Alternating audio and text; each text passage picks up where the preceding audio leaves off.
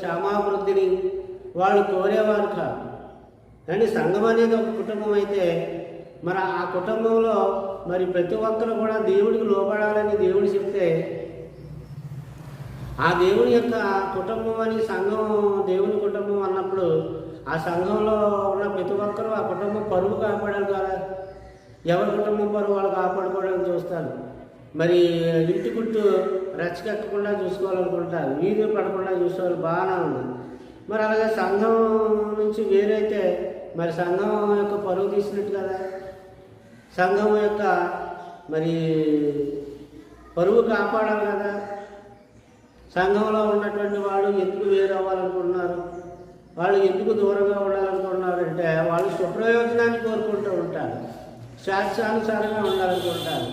వాళ్ళు యేసుక్రీస్తు జ్ఞానాన్ని వెతికి దానికి లోపడాలనుకునేవారు కాదు. కనుక వాళ్ళు వారి